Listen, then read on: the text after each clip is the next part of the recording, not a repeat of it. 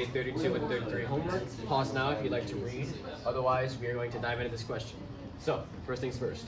We're going to identify immediately. It is a conical tank, so we're dealing with cones with the vertex facing down. So we're going to draw a cone facing down. So now we're going to identify what the question gives us. So we know that it's 10 feet across the top and 12 feet deep. These are both constants, so we can label them on the cone right now.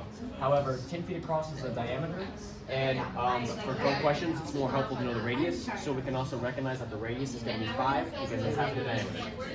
Now, if the water is flowing into the tank at a rate of 10 cubic feet per minute, all right, so at a rate of 10 cubic feet per minute, that's dealing with volume, and that's the rate, so that's a derivative, so dV over dt is going to equal 10. That's just a helpful variable it gives us, so we're going to just write that down and use for later. Continuing on, so now we are trying to find the rate of change of the depth of the water. So we're searching for dH dt, that's what we're trying to find, where the water level is 8 feet deep.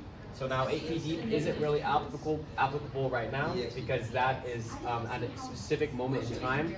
And before we take the derivative, the only useful things we can plug in are constants, such as 5 and 12. So that is how you're going to break down the question. Okay, so since this is a volume problem, we're going to be using the formula for volume of a cone, which is 1/3 pi r squared h. So, looking at this problem, we're given dV dt and dH dt. But after taking the derivative of this, because there's two variables, we would need the product rule. But if we took the derivative now, we would know nothing about the radius at this point in time, or the radius is changing. So we need to use similar triangles to figure out the radius and height ratio. So we can set up the similar triangles like this. This is the conical tank. The height is 12. The radius is 5. Here is the water level. The water level radius is here, and the height of the water level is here. So we can set up the similar triangles by saying 5 is to R, as 12 is to H, and find that the radius equals 5/12 the height. So we can use this value to plug in for R. So we'll do that now. Volume 1/3 pi. The radius is 5/12 the height squared times the height. So to simplify, we'll do 25. I'm doing the this squared right here. 144 h squared times h. Okay, so then you can further simplify, and your volume should be 25 pi h cubed over 432 after you fully simplify that. And then you're ready to take the derivative, but since this is a quotient, I would first multiply this over to v. And so your equation before you take the derivative should be 432v equals 25 pi h cubed.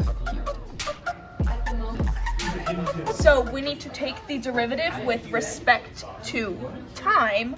So d over dt. So since we have 432 dv over dt, that's a v, is equal to 3. Take that 3, bring it up because of the chain rule. 25 pi h squared, because just subtract 1, dh over dt.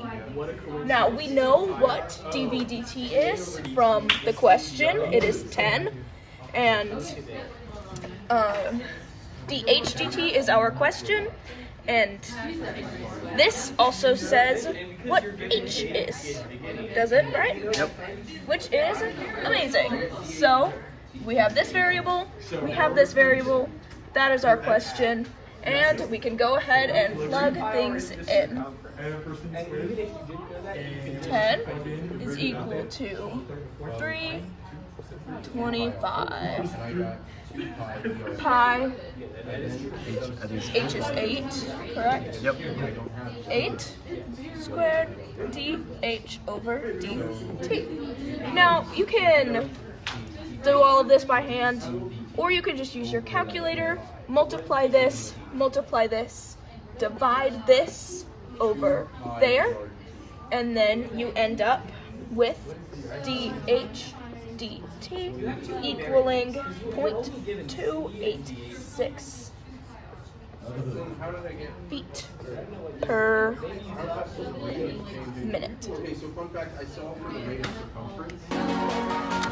Thanks for watching Conical and Possible Tank Problems. Hit the like and subscribe button. AP Calc out.